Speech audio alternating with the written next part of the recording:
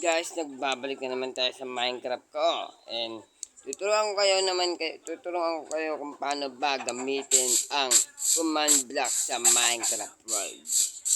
Ang una niyong gagawin ganito.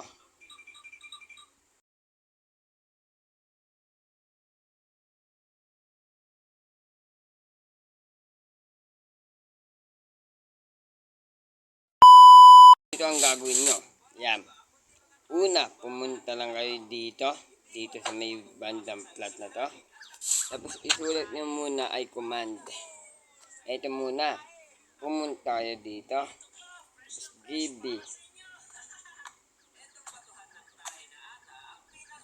Tapos, command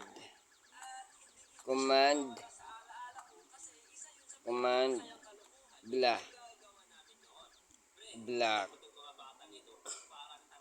Okay. Ayun. Tapos, pumunta naman kayo sa wait lang. Punta mo sa settings. Tapos punta tayong video. Tapos pumunta kayo sa baba.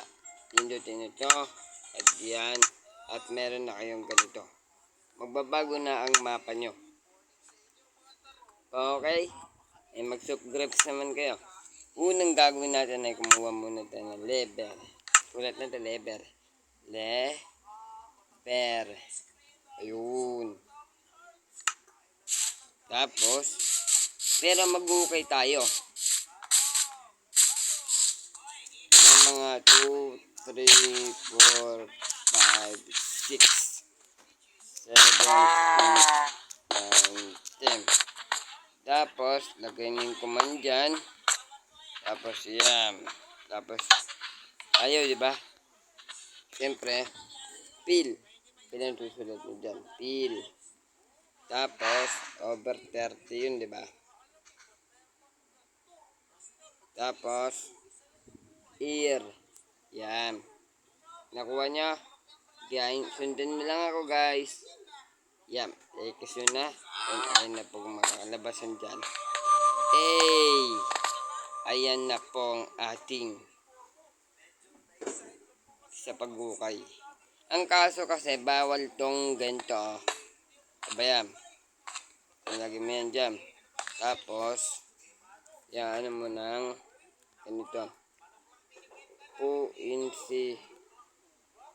Position. Tapos, ilalagay nyo doon, kasa. Tingnan mo, buyan mangyayari dyan. Tingnan natin yung kabayo. Dito na talaga.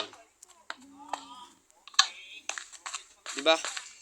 Walang nangyari, hindi totoo ang kasa ng bahay na yun. Walang nangyari. Mag-follow ho talaga. Yan po ang Minecraft sa pag-ukay ng magandang ukay.